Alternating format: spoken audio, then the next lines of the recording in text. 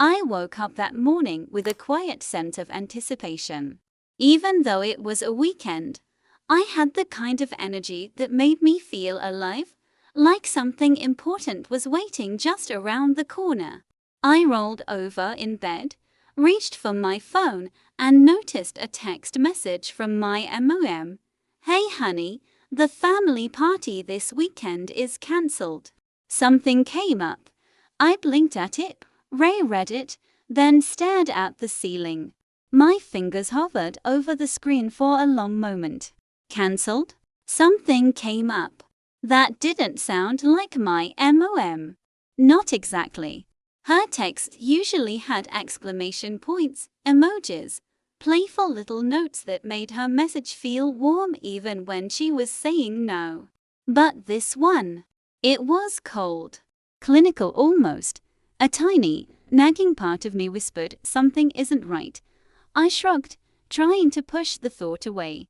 Families cancel things all the time. Maybe someone got sick, or there was a sudden problem at the house. I tried to convince myself that it was normal. But the voice, the one that tells you when something is off, kept whispering. I tried calling my mom immediately. 1 ring, 2 rings, 3, then straight to voicemail. I left a short, polite message. "Hey mom, I got your text. Is everything okay?" No response. Not even a return call later that morning. By mid-morning, I was already pacing my small apartment.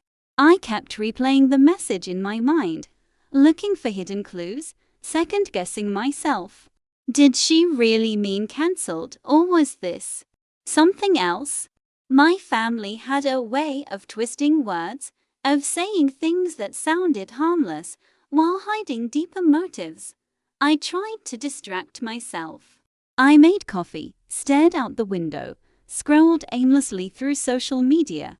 Everyone else's lives seemed normal, uncomplicated. But my gut churned, and my coffee went cold as I sat, thinking. Finally, the thought struck me, maybe I should go anyway. It wasn't reckless. I wasn't being impulsive. I just needed to see for myself. Maybe my mom was stressed and genuinely had to cancel the party. Maybe there really was a reason I wasn't aware of. And maybe, just maybe, I'd catch the truth. By noon, I was in the car, driving the familiar route to my childhood neighborhood. The streets were quiet, the sun warm on my face, and yet every step closer to home made my heart race. There was a tension in the air, a feeling that something unseen was waiting for me. When I reached the block where my house stood, I slowed down. Everything looked the same: the old maple trees swaying gently, the neighbor's dog barking in the distance, but something felt off. From the corner of my eye, I caught a glimpse of color. Bright balloons tied to the front porch, streamers fluttering in the breeze, and the faint sound of music. Not faint enough to be imagined. I froze, one hand on the car horn, heart hammering. Music, decorations, and laughter. It was unmistakably a party, and not just any party. A full-blown family celebration. I got out of the car slowly, each step heavy with confusion and disbelief.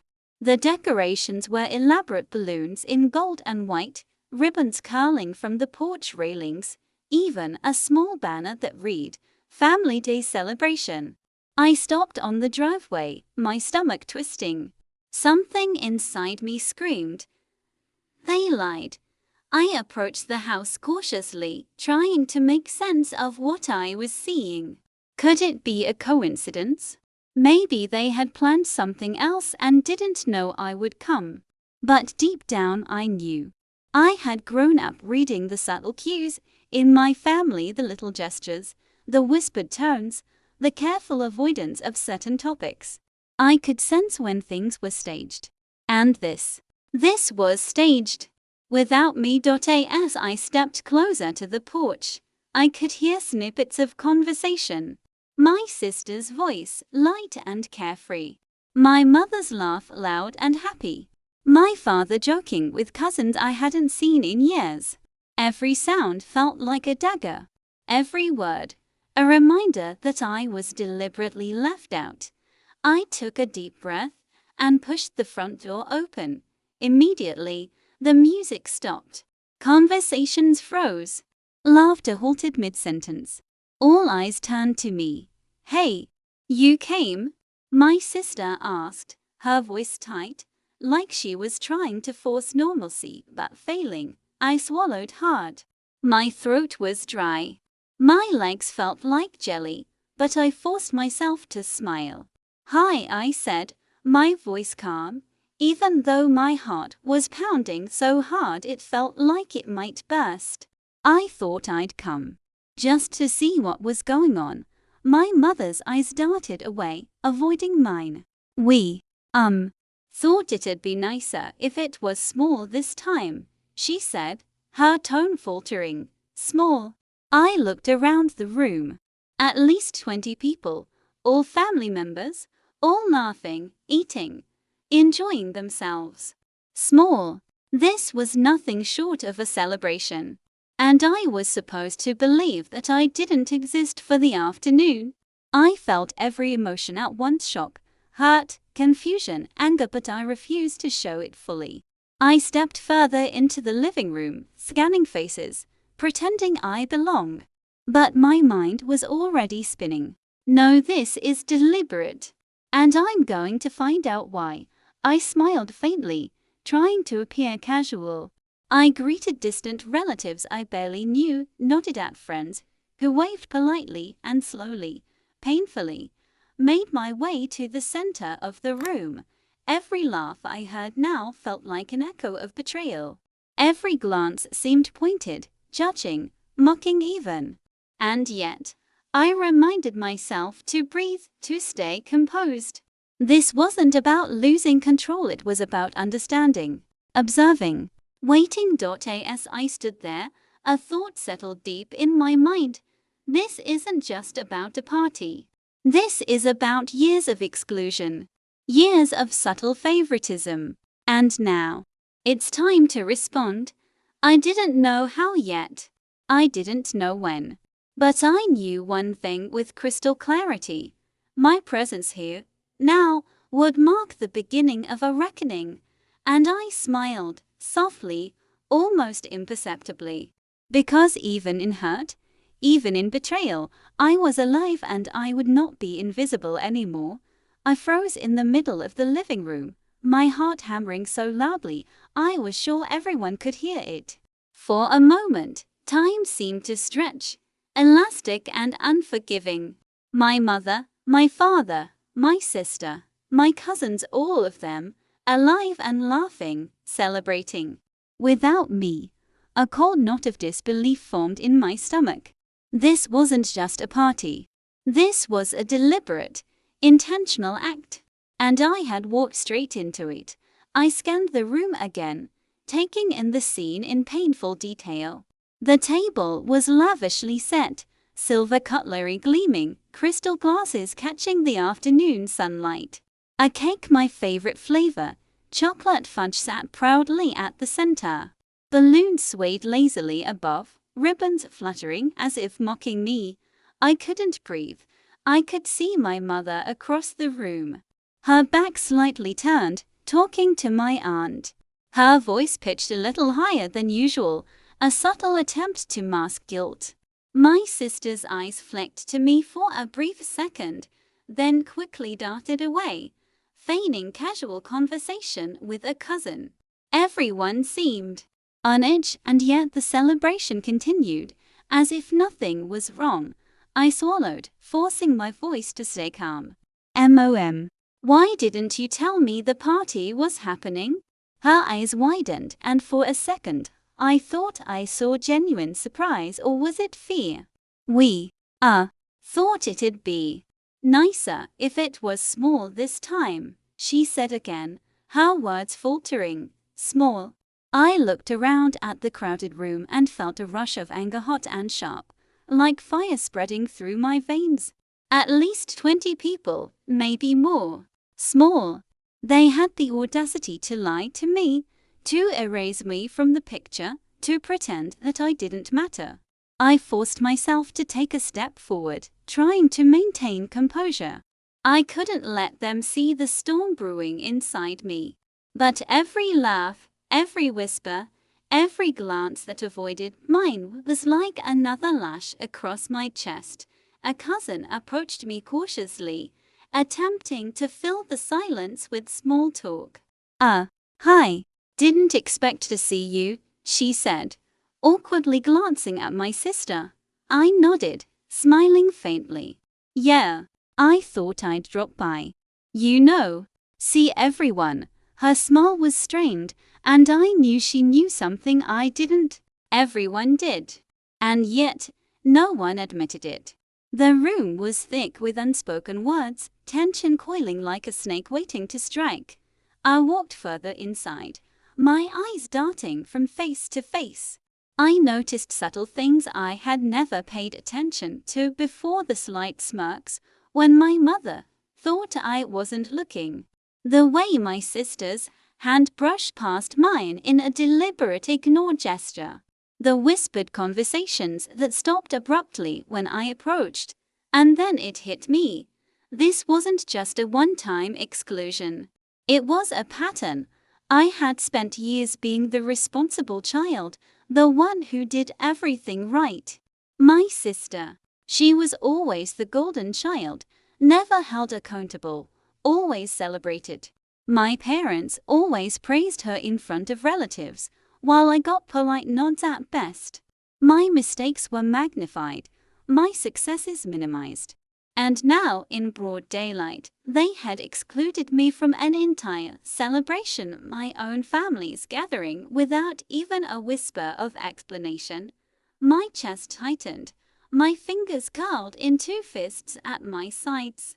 I wanted to yell, to scream, to throw something across the room, but I didn't. I knew that would play right into their hands. That would give them the satisfaction of seeing me lose control. Instead, I did the only thing I could do. Observe. Watch. Wait.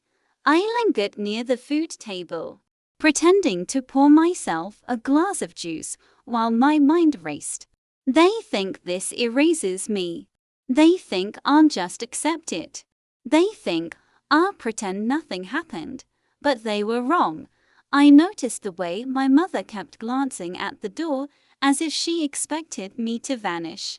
I noticed my sister trying to engage relatives in small talk, redirecting their attention from me.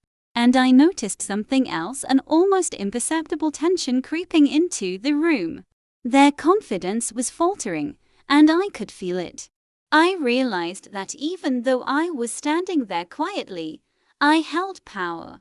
My presence alone disrupted their carefully constructed illusion of control.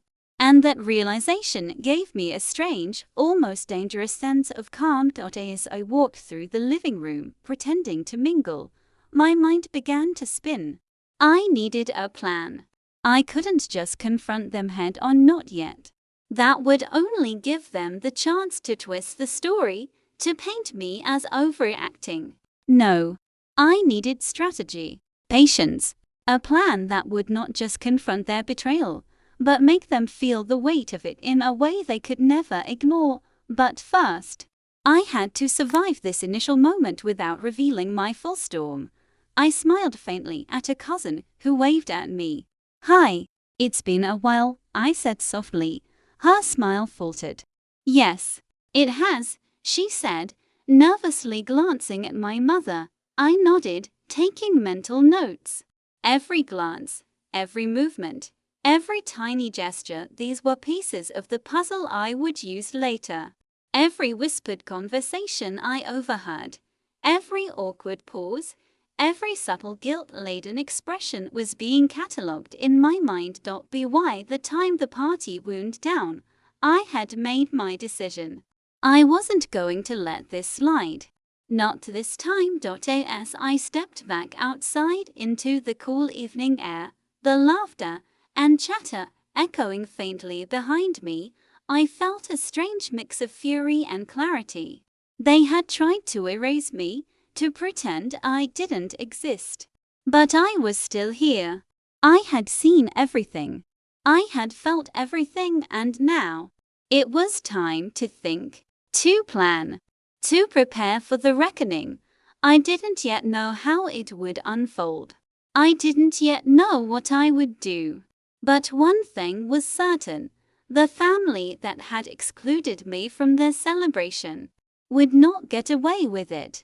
I took a deep breath, feeling the crisp evening air fill my lungs, and whispered under my breath, almost as if saying it aloud would make it real, "They'll never forget this. Not ever." To understand the storm of emotions that surged through me that day, you need to know my family, and why this particular betrayal cut deeper than any argument or fight I'd ever had. Growing up, I was always the responsible one, the quiet achiever, the rule follower, the one who studied while my sister threw tantrums over homework she didn't want to do, the one who stayed up late preparing birthday surprises, school projects, or even small gestures like baked treats for my parents. And yet, no matter how much I did or how much I sacrificed, it was never enough. Meanwhile, my sister, she was the golden child, charming, charismatic, naturally likable. She had this way of drawing attention wherever she went. My parents never seemed to notice her mistakes the way they noticed mine. Every time she faltered, they reassured her. Every time I stumbled, they whispered lessons, reminders, corrections. I remember one birthday in particular, when I was 12. I had spent weeks making a scrapbook for my parents, a collection of family memories, drawings, handwritten notes. I had poured my heart into it. On my birthday, I proudly presented it to them. My parents smiled politely, thanked me, and then turned to my sister to admire her simple store-bought gift. I'll never forget that sting, the quiet comparison, the invisible message. Her joy matters more than yours, and this wasn't just isolated incidents. It was a pattern. Birthday parties where I was expected to be the host or helper, never the guest of honor. Achievements I quietly celebrated, only to have my sister's mistakes dramatized while mine were downplayed. Even family vacations and outings were subtly skewed toward her preferences. Over the years, I tried to rationalize it. Maybe I'm overreacting, I told myself. Maybe this is just how families are. Maybe love isn't always fair, but it's still love. But deep down I knew. I always knew, and that knowledge never left me. It simmered quietly, a constant undercurrent of frustration and hurt. I tried to ignore it, tried to forgive, tried to pretend that I was okay. I kept smiling, kept participating, kept playing my role in the family dynamic, but life has a way of revealing what we've been suppressing. Often at the most inconvenient moment. This party, the one my mother told me was cancelled, was not an accident. It was the culmination of years of favoritism, subtle exclusion, and emotional manipulation. They weren't just ignoring me this time. They were deliberately erasing me. And as I stood there in the living room that afternoon, witnessing my family celebrating without me, the memories came rushing back, the birthdays I had spent alone, the family trips where my sister's whims were prioritized, the countless times I had smiled through disappointment so as not to rock the boat.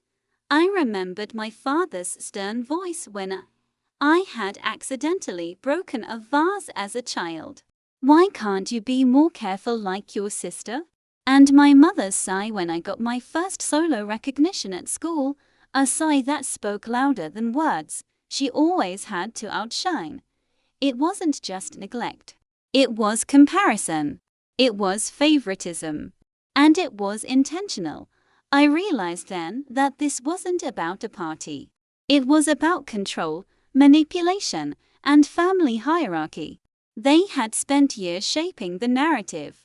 My sister as the favored child, me as the responsible but invisible one. And now, in a cruel twist, they were reinforcing that hierarchy with one deliberate act, excluding me from an event they knew I would care about. An event where I should have been seen, acknowledged and celebrated for a moment. I felt a wave of despair. It was heavy, suffocating.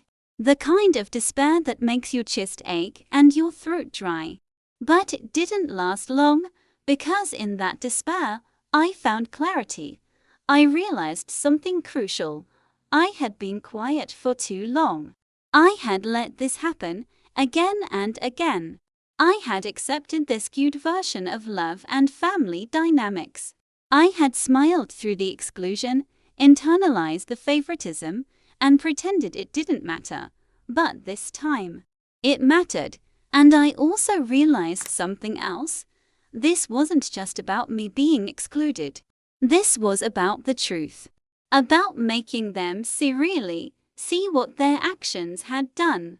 Not through anger or confrontation, but through a twist they could never ignore. The hurt and frustration transformed into something else, something sharper, clearer, and more purposeful. I didn't want to lash out blindly. I didn't want to cry in their faces. I wanted to reclaim the power they had tried to strip from me. I spent the rest of that evening replaying every family gathering in my mind, analyzing every pattern, every favoritism, every hidden slight. I made mental notes of how the adults interacted with my sister versus me. I remembered who whispered what, who avoided my gaze, who tried to smooth over tensions, and as the sun set, painting the sky in shades of orange and pink, I made a silent vow. They may have ignored me, excluded me, and erased me from their celebration. But that ends now. I will make sure they never forget the impact of what they did. Not in words alone, not in anger alone, but in a way that makes them truly see. The plan hadn't fully formed yet. I didn't know the exact steps, but the first seed of what would become my reckoning had been planted. And that seed was already taking root in the deepest part of me, the part that refused to be invisible any longer. That night, as I lay in bed, staring at the ceiling, I realized something else. Revenge, if done right, wasn't about cruelty. It wasn't about causing pain for the sake of it. It was about truth. About exposing what had been hidden. About leveling the playing field. About reclaiming my voice. And I knew, without a doubt, that I was ready. The days after that party felt heavy. Every time I thought about it, my chest tightened, a mix of anger, hurt, and disbelief swirling inside me. I tried to go about my routine, but even the simplest things, walking past the bakery where my family had bought cake, scrolling past their social media posts showing snapshots of that day, felt like salt on an open wound. But amid the pain, a clarity began to emerge. This wasn't about just showing up next time. This wasn't about confronting them in the heat of anger. No, this required patience, strategy, a plan that was precise, calculated, and unavoidable. I started by thinking through everything I knew about them, their schedules, their habits, their social circles. My mom, who loved to host but never admitted when she was wrong. My sister, whose charm masked insecurities. My father, whose pride often clouded his judgment. And the extended relatives, many of whom were eager to maintain appearances, unwilling to intervene but quick to notice every slight. I realized my first step had to be gathering information. I began discreetly observing every phone call my mother made, every casual conversation my sister had with cousins, every event they casually mentioned. I catalogued it all. Even small details mattered: which florist they used, the catering service they preferred, who handled the music or decorations at family events. These were all pieces of a puzzle I intended to assemble. I also knew I couldn't act alone. Subtle support from allies outside the family was essential.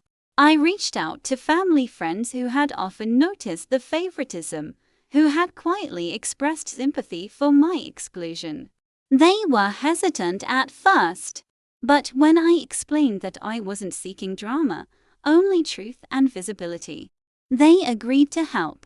The plan began taking shape in my mind, like a delicate tapestry woven with threads of observation, timing, and psychological insight. Step 1.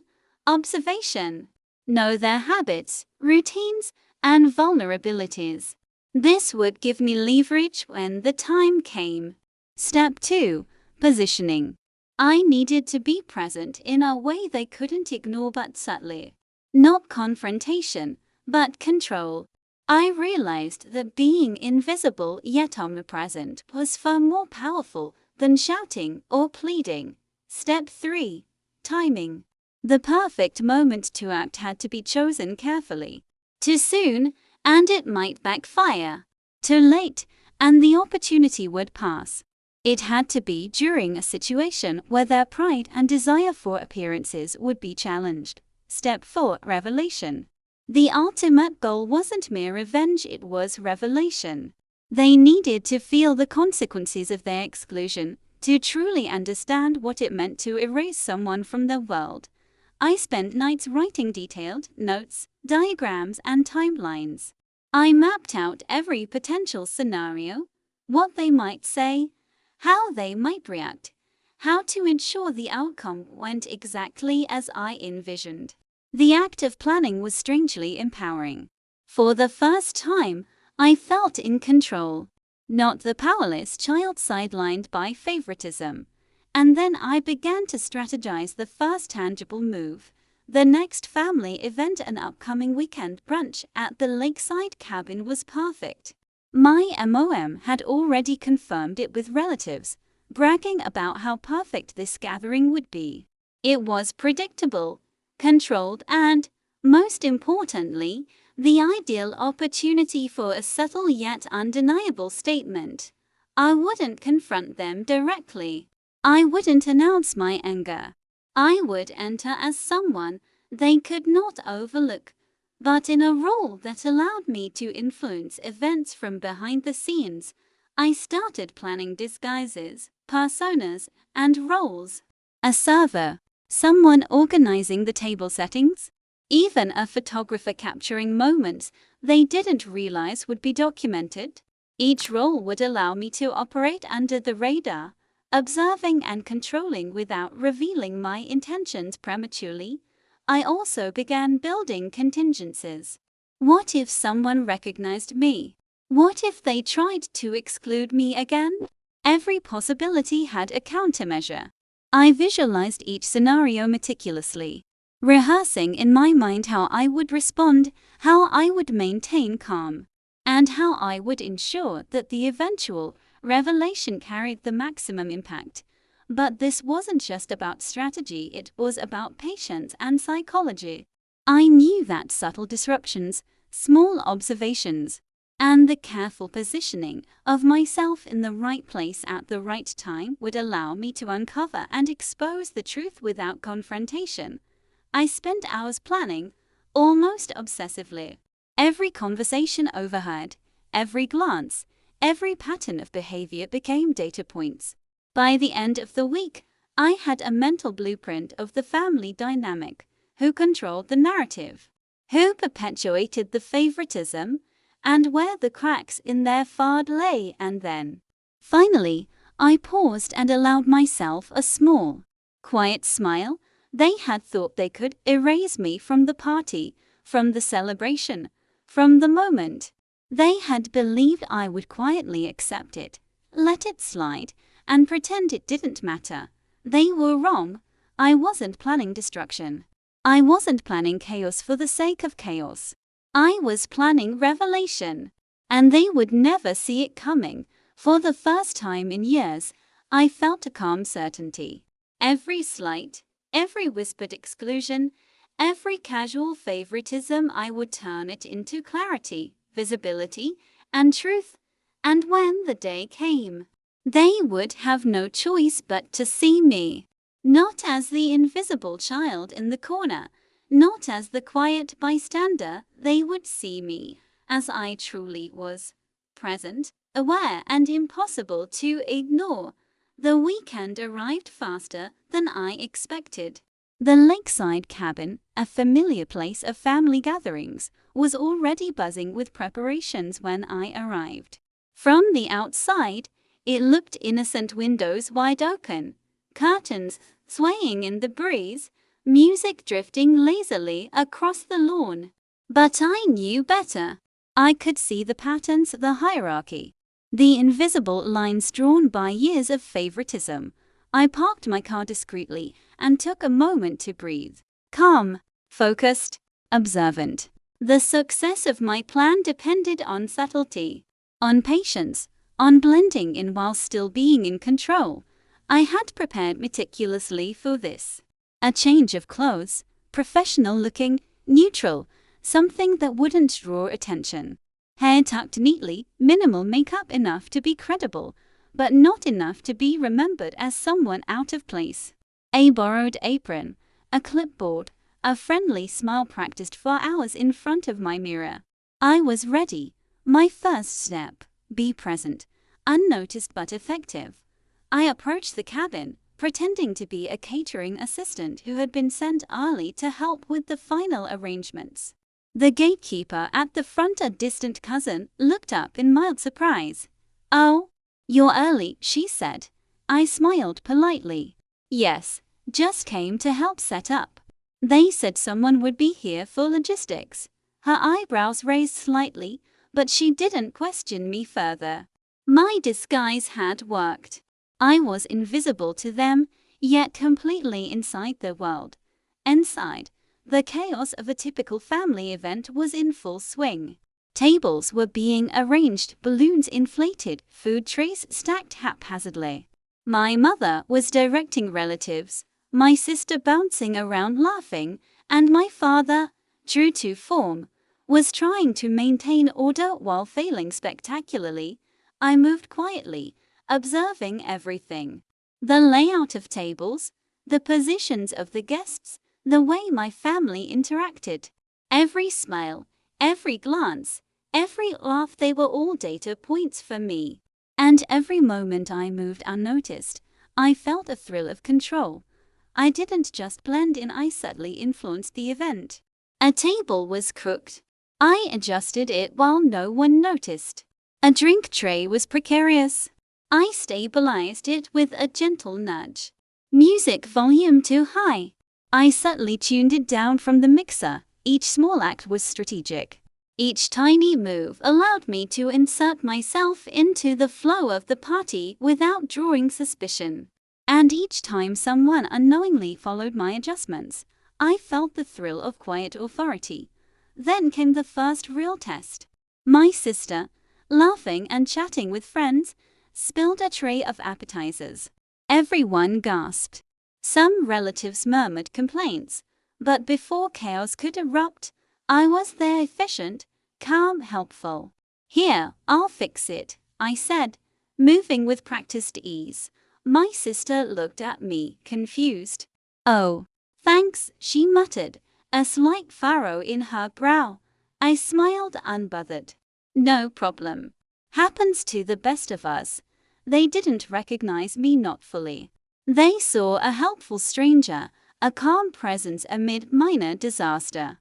Little did they know, every action, every placement, every adjustment was laying the groundwork for the eventual revelation. I also began listening carefully. Overheard conversations revealed subtle truths. A cousin whispered about the previous party, the one I had been excluded from. Mom said she was too busy, but "I don't know," the cousin said. It didn't feel right. I smiled inwardly. They knew. Someone had noticed my exclusion, even if they hadn't spoken out. This confirmed that my eventual revelation wouldn't fall on deaf ears. By mid-afternoon, I had positioned myself in several critical areas: near the food, near the decorations, near the entrance. I was everywhere and nowhere. Invisible yet indispensable. Then came the perfect opportunity. The family had planned a toast. Everyone was gathering around the main table. I could see the nervous anticipation in my mother's eyes. She wanted the toast to go perfectly, to show control and warmth simultaneously. And that's when I knew. The moment for the first subtle disruption had arrived. I moved closer to the table, carrying a tray of drinks. My movements were casual, almost absent-minded. And then, in the small chaos of glasses clinking and chairs shifting, I did it. A perfectly timed adjustment of the tablecloth, a gentle nudge to the cake to straighten it, a whispered instruction to one of the servers, who I had quickly enlisted earlier. The result: subtle confusion, drinks slightly misaligned, cake slightly askew, conversations faltering for a second. Small, almost imperceptible, but enough to disrupt the polished illusion my family had tried to create. And through it all, I remained calm, smiling, blending in. As my mother raised her glass for the toast, her eyes flickered to the minor imperfections, and I could see the faintest edge of worry cross her face.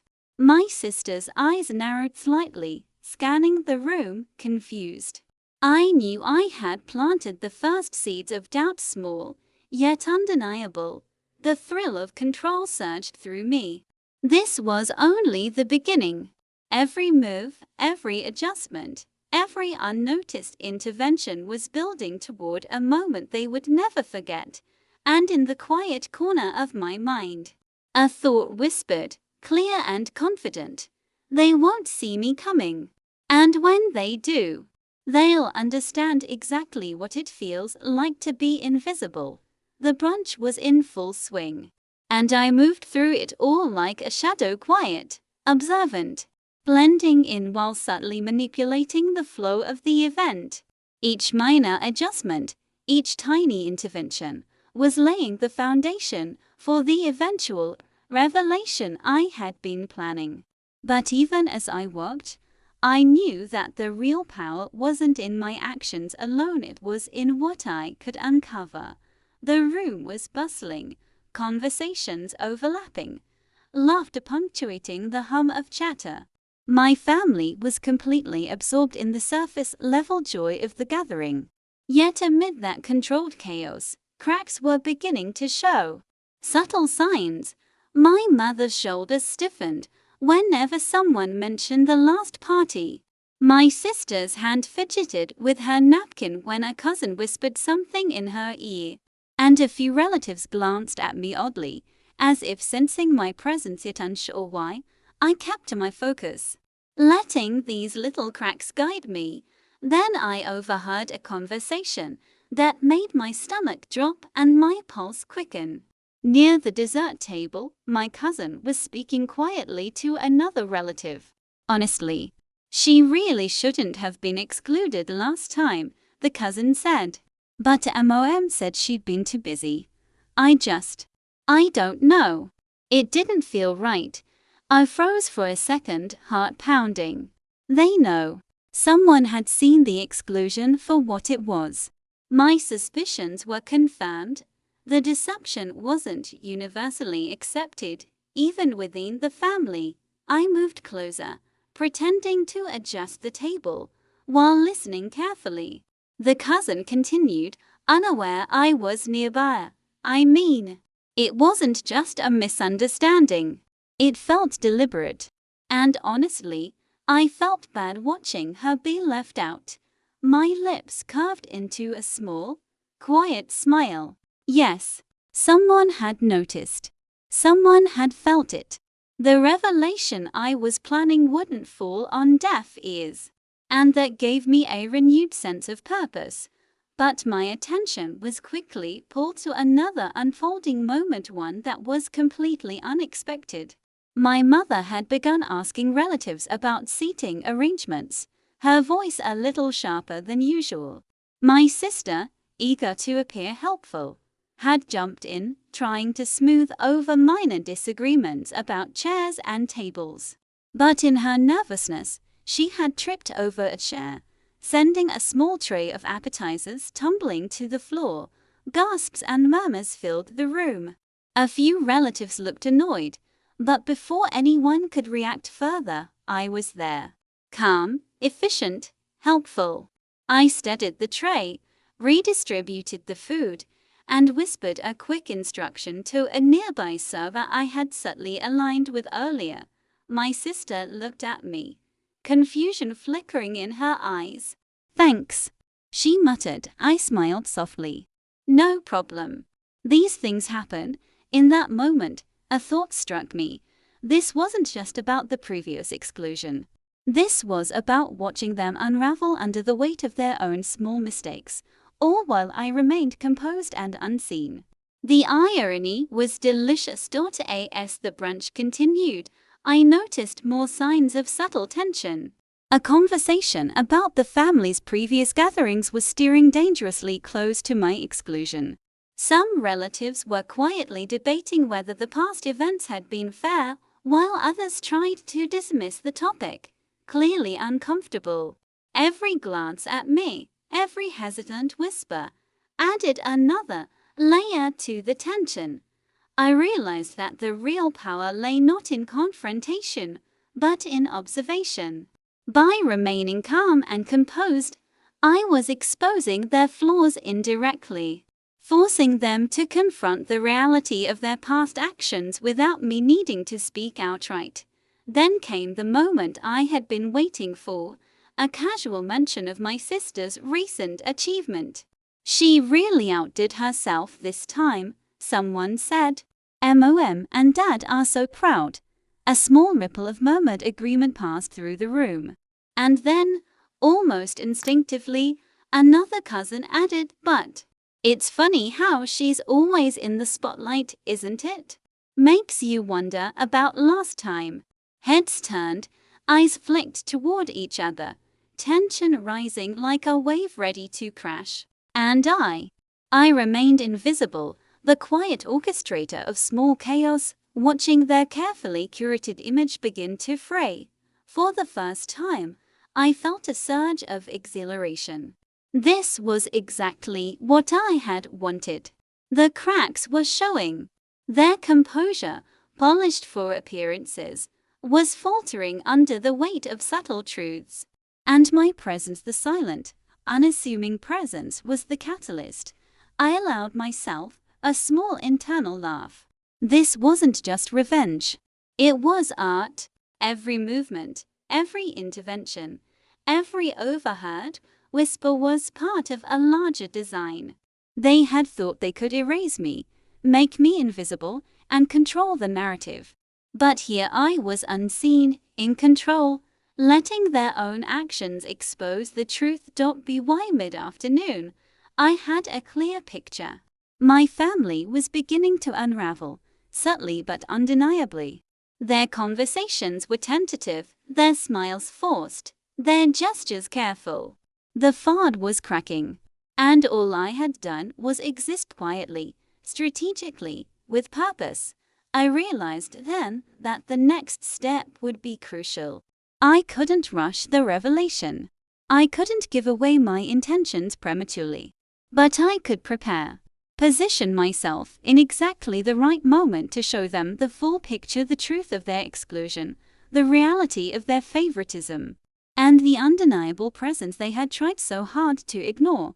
And as I watched my mother straighten a tablecloth for the third time, her eyes flicking nervously in my direction, I felt it, the sweet, simmering anticipation of the coming moment.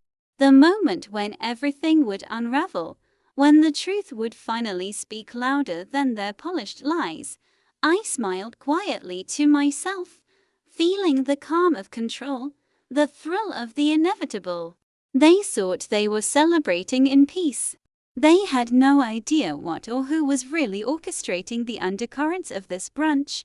And when the moment came, They would have no choice but to see me, not as a helper, not as a background figure, not as the invisible one, but as someone impossible to ignore.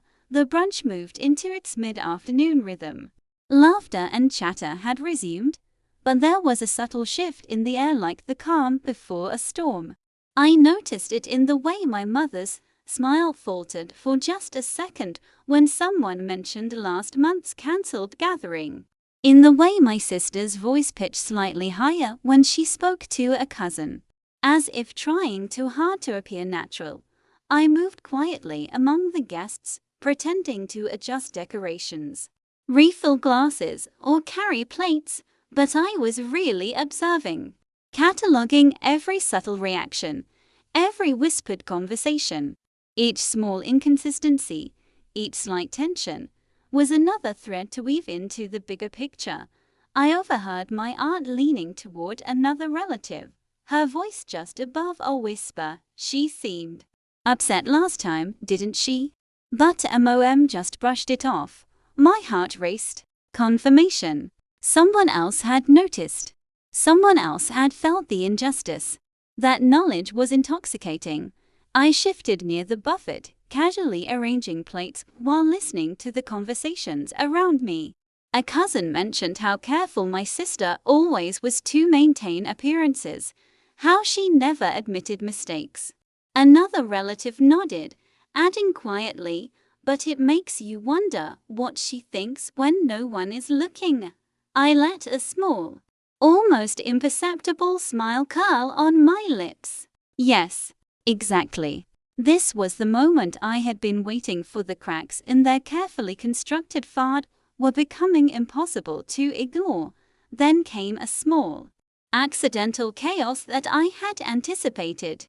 One of the servers, unaware that I had subtly guided their placement, spilled a tray of appetizers near the table where my parents and sister were seated. Gasps echoed through the room.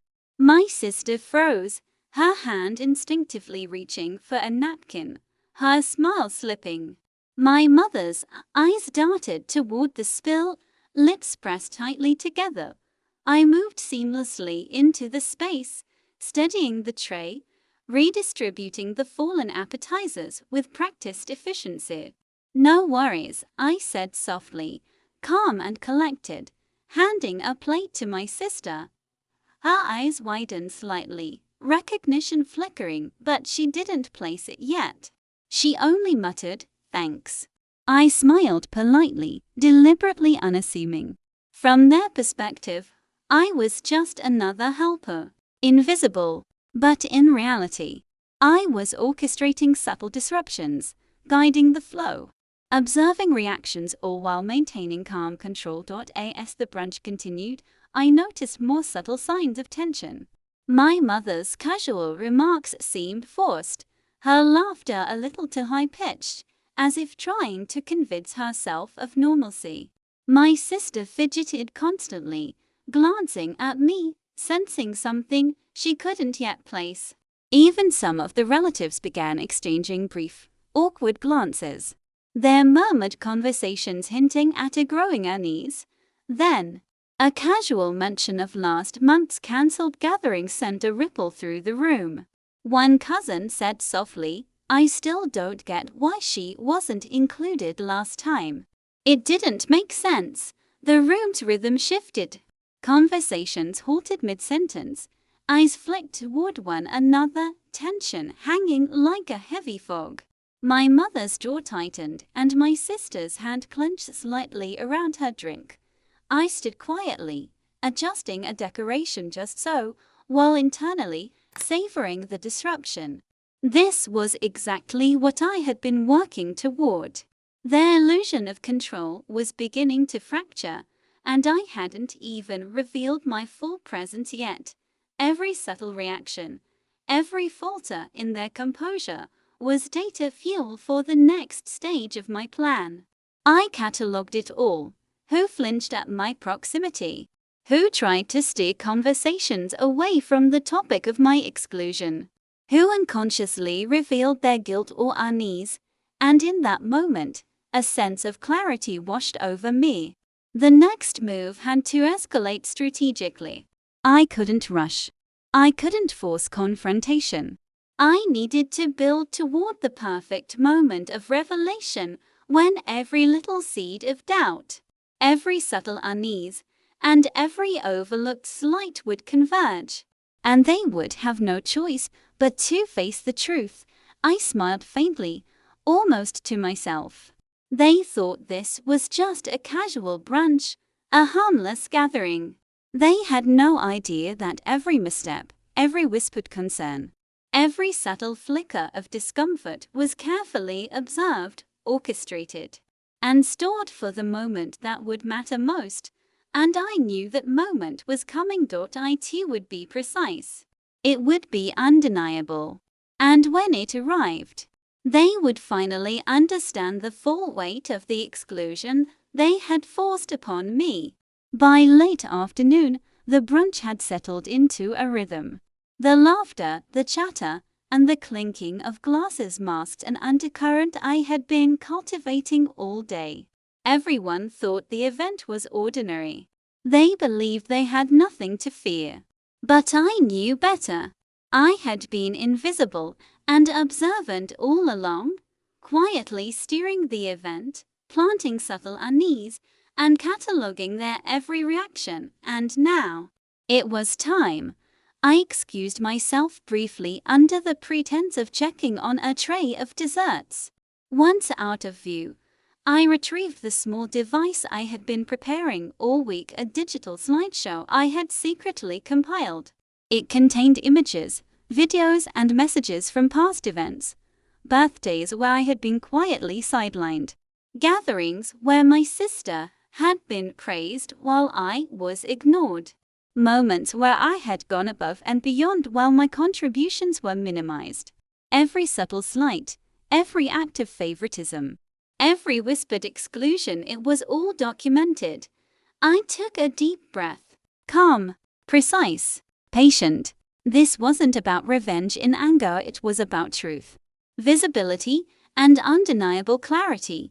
Returning to the main room, I feigned casual interest in the ongoing conversations while subtly positioning myself near the projector my mother had borrowed for an unrelated slideshow of family photos. With a few swift but practiced movements, I connected my device, ensuring the screen faced the majority of the guests, and then I pressed play. At first, there was a moment of confusion. My mother frowned. "Wait, what's this?"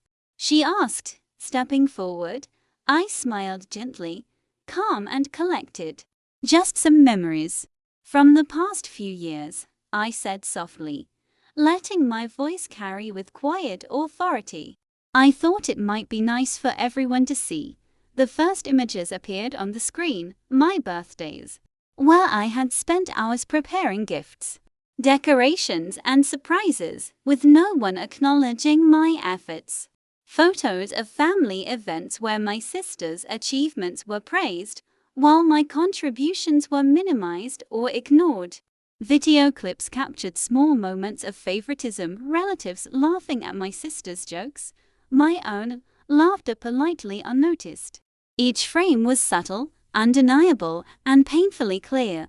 Gasps filled the room. Whispered exclamations followed. My mother's hand flew to her mouth. My sister froze, eyes wide, as the slideshow progressed, exposing years of unspoken favoritism. I didn't speak further. I didn't need to. The images, the videos, the undeniable truth, they spoke louder than words ever could. Finally, one clip played that showed the party I had been excluded from, the very one that had sparked this entire reckoning. My mother's laughter, my sister's radiant smile, my parents mingling with relatives while I was absent from the scene. The truth of the exclusion was laid bare, raw and undeniable. The room fell silent. The casual chatter, the forced smiles, the carefully maintained illusions all shattered. My mother's eyes filled with a mixture of shock and guilt. My sister's lips trembled, a silent admission that she had been complicit in the exclusion. Relatives shifted uncomfortably, unable to deny what they had seen, unable to maintain the facade any longer. I stepped forward calmly, holding the remote. "I think it's important for everyone to see things clearly," I said softly, letting my gaze sweep the room. It's easy to forget the impact of small actions when they go unnoticed. But for the person being ignored, it's very real. Tears welled up in my eyes, not of anger, but of clarity and empowerment. For the first time in years, I wasn't invisible. I wasn't sidelined. I wasn't a quiet observer of my own life being minimized. I was present, seen, acknowledged, and undeniable. The room remained silent, heavy with the weight of truth. My mother's shoulders lumped, a silent apology forming in her eyes. My sister's gaze dropped, no words forthcoming. The relatives murmured softly among themselves, caught between sympathy and discomfort. And I realized something profound in that moment. Revenge wasn't about retaliation. It wasn't about causing chaos or pain. It was about visibility. It was about reclaiming power in a way that truth alone could command. I pressed pause on the slideshow, letting the final image linger, a simple photograph of me smiling, confident, visible and undeniable. In stark contrast to the exclusion and favoritism that had characterized so many past events, I took a deep breath. Calm, composed, victorious not through confrontation, but through strategy, patience, and undeniable clarity. For the first time, my family saw me not the invisible child in the corner, not the quiet helper behind the scenes, but the person who had always been present, who had always mattered, and who had finally claimed her space unapologetically. And in that moment, I knew the reckoning was complete. They would never forget this. Not ever. The silence that followed the slideshow was deafening. My family had finally been forced to confront the truth, and the weight of years of exclusion and favoritism hung in the room like a tangible presence. Every polished smile, every casual gesture, every carefully maintained facade had evaporated in the face of undeniable clarity. My mother's eyes were wide, and for a moment I thought she might speak, but no words came. Her hands trembled slightly as she clutched the edge of a chair.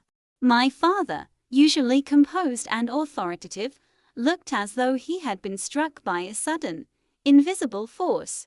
My sister's face had drained of color, her mouth opening and closing as if searching for words that wouldn't come.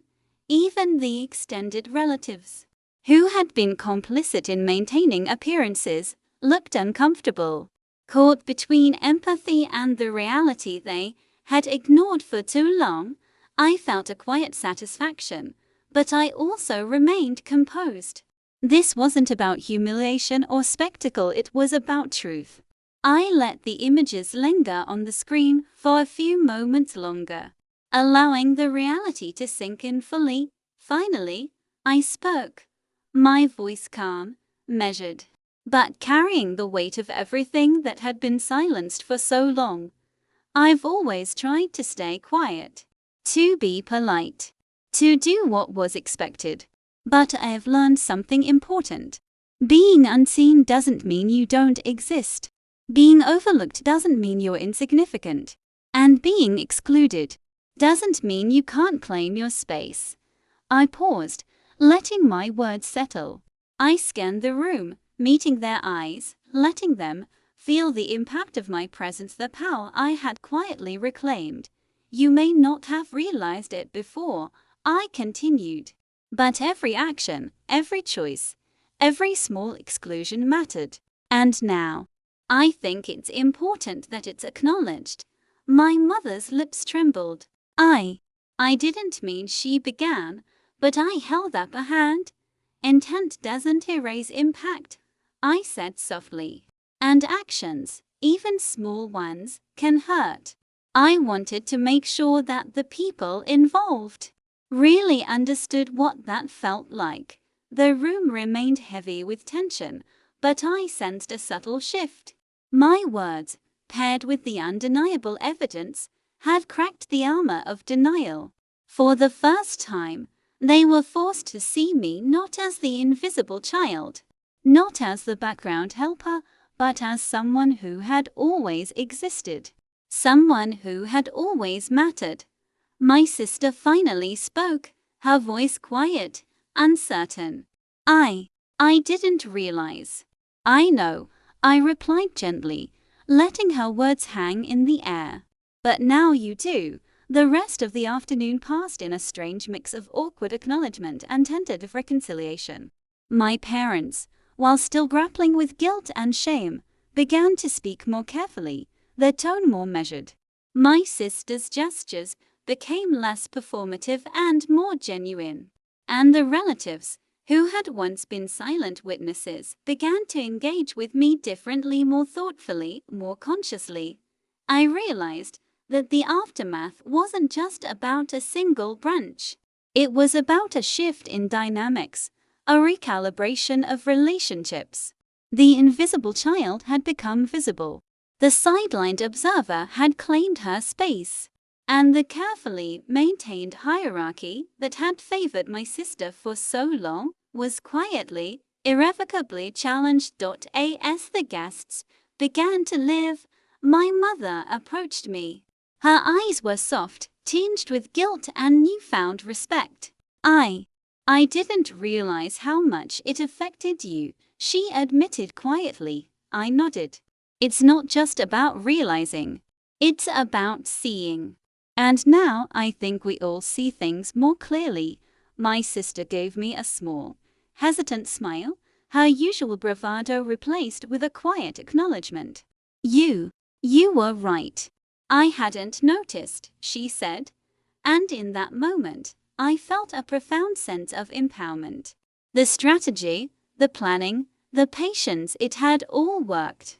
I had taken what they thought was a minor oversight and transformed it into a moment of undeniable visibility, truth, and reclamation. Walking out of the cabin later that evening, the cool breeze against my skin felt like a cleansing force. I had stepped back into the world as someone fully seen, fully acknowledged, and fully in control of my own narrative. The family would never forget this day, not the way I had felt excluded, nor the way I had quietly reclaimed my space.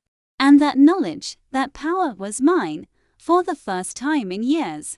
I smiled freely, unburdened by invisibility, unshackled from favoritism, and fully aware of the strength I had always possessed. This wasn't just a brunch. This wasn't just a slideshow. This was a reclamation, a quiet, undeniable victory. And it was just the beginning. The days after the brunch were quiet but charged with an invisible energy. I could feel it, the subtle shift in how my family interacted with me. Conversations that once barely acknowledged my presence now included my thoughts, my ideas, my contributions. Invitations, previously overlooked, began arriving. Even small gestures, like my mother asking for my opinion on family matters or my sister seeking my input, carried a newfound weight of respect. I realized that the revelation had ripple effects far beyond that single afternoon. My family couldn't erase what they had seen. They couldn't pretend that the years of favoritism and exclusion hadn't existed. And in facing that truth, they had been forced to reconsider how they treated me. But it wasn't just about their recognition. It was about my own awareness, the power I held when I chose patience, strategy, and clarity over impulsive reaction. I had learned that visibility doesn't come from confrontation alone, but from thoughtful, deliberate action that exposes the truth in a way others cannot ignore. Reflecting on the brunch, I recognized the subtle transformations in each family member. My mother's warmth had returned, but tempered now with genuine acknowledgement of my feelings. She was no longer just performing maternal duty, she was engaging consciously, aware of the impact of her choices. My sister, once brimming with unchecked charm, now approached our interactions with greater thoughtfulness, a quiet humility replacing automatic entitlement. And my father. He had always been stern, often prioritizing appearances over emotion, but now there was a shift in his gaze, a recognition that I was no longer someone to be overlooked.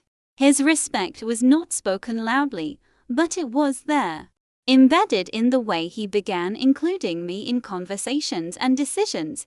Even extended relatives, who had quietly witnessed the unraveling, began to adjust their own behavior. Invitations to gatherings included me, casual conversations acknowledged my presence, and subtle glances of respect replaced the previous dismissive looks. The entire family ecosystem was recalibrating, not because they wanted to punish themselves, but because the truth I revealed demanded acknowledgement. Yet I also realized that empowerment isn't simply about making others see you, it's about owning your own narrative. For years, I had allowed their favoritism and exclusion to define my self-worth. But that brunch, that slideshow, that careful orchestration, it wasn't just about teaching them a lesson. It was about reclaiming my own power. I began to notice small, personal changes in myself. Confidence no longer felt borrowed from others' approval, it was intrinsic. I no longer flinched when overlooked or minimized, because I understood that my value wasn't determined by external validation. And the quiet joy of being seen, truly seen, was profoundly liberating. In the quiet moments alone, I reflected on the journey that had brought me here. The hurt, the exclusion, the silent sacrifices, they had all shaped me, yes, but they had also forged resilience. I had learned patience, observation, and strategic thinking. I had transformed pain into empowerment, invisibility into undeniable presence. And yet, the story didn't end with a single event. Life moved forward, with its own twists, challenges, and surprises. But now, armed with awareness, strategy, and confidence, I knew I could navigate anything. My family could continue to stumble, make mistakes, and even falter, but I had learned that my response, my actions, and my visibility were my own. I could control them, reclaim them, and wield them thoughtfully. Looking back, I understood that revenge, true, meaningful revenge, wasn't about humiliation or causing pain. It was about truth, clarity, and reclamation. It was about showing, in the most undeniable way, that the invisible can become visible, that silence can become power, and that exclusion can be met with presence, strategy, and grace. And as I moved forward, I did so with a profound sense of closure. Not bitterness, not resentment, but quiet triumph. I had turned exclusion into empowerment, favoritism into clarity, and invisibility into undeniable presence. The family would remember that brunch forever, but more importantly, I would remember it as the moment I reclaimed myself. The moment I proved that being unseen does not mean being powerless. That being sidelined does not mean being insignificant. That being excluded does not mean you cannot assert your presence, your worth, and your voice. And in that realization, I found something more enduring than revenge. Liberation. Weeks passed after the brunch, and life settled into a new rhythm. But the air was different now, lighter, more genuine, and imbued with a sense of mutual recognition that had never existed before. The subtle power dynamics that had once defined our family interactions were no longer invisible forces controlling me. They had been exposed, acknowledged, and recalibrated. My family's behavior changed not overnight, but gradually, unmistakably. Invitations arrived promptly, conversations were inclusive, and my opinions and contributions were now recognized. It was subtle at first, a nod of acknowledgement here, a question seeking my input there, but over time, the shift became undeniable. I was no longer sidelined. I was no longer invisible. I was present, and yet, the greatest transformation was internal. I had realized that true empowerment isn't dependent on the acknowledgement of others. It comes from understanding your own worth, asserting your own presence, and acting with clarity and purpose. I had learned that being strategic, patient, and observant could turn exclusion into opportunity, invisibility into power. I began to see my family differently too, not with bitterness, but with understanding. My mother's subtle guilt, my father's quiet realization, my sister's hesitant humility, all of these were signs of human complexity, flaws, and capacity for growth. They had made mistakes, yes, but they were capable of change. And I had provided the opportunity for that change to become real. Life became richer in unexpected ways. Family gatherings were no longer arenas of comparison or exclusion, they became spaces of genuine connection. My sister and I began to interact with a new kind of honesty, tempered by the lessons of the past. Conversations flowed more freely, without the old undercurrents of favoritism or tension. My parents listened more carefully, spoke more thoughtfully, and treated me as an equal rather than a background presence, and I thrived. The empowerment I had discovered spilled into every area of my life: work, friendships, ambitions, and personal goals.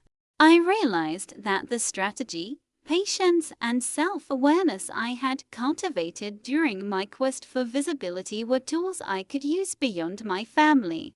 Tools that had transformed my confidence and resilience. Sometimes, when I looked back, I felt a quiet pride, not just in the orchestration of the brunch and the revelation, but in the emotional growth it had sparked. I had learned to claim my voice without raising it in anger. I had learned to assert my presence without seeking revenge for its own sake.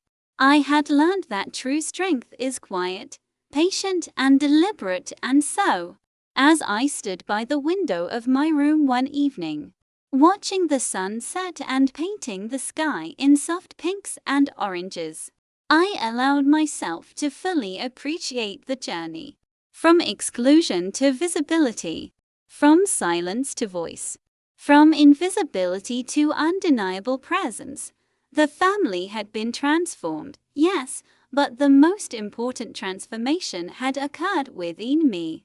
I had reclaimed myself. I had claimed my space.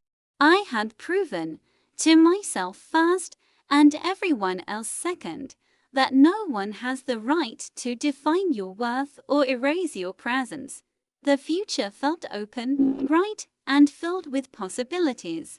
I knew challenges would come, disagreements would arise, and life would test me again, but I also knew this: I had the tools, the clarity, and the resilience to face anything. For the first time in years, I smiled, not because I had orchestrated a perfect revenge, not because I had exposed the truth flawlessly, but because I had finally, undeniably, reclaimed my life. And in that quiet victory, I realized something even more powerful: being seen, being acknowledged, being present. These are not gifts given by others. They are truths we claim for ourselves. And once claimed, no one can ever take them away. All right, everyone, that's all I have for today. If you found this entertaining, make sure to hit that like button and subscribe for more content like this. If you want to watch more, please check out our playlist. Finally, a huge thank you for watching. I'll see you in the next one. Peace.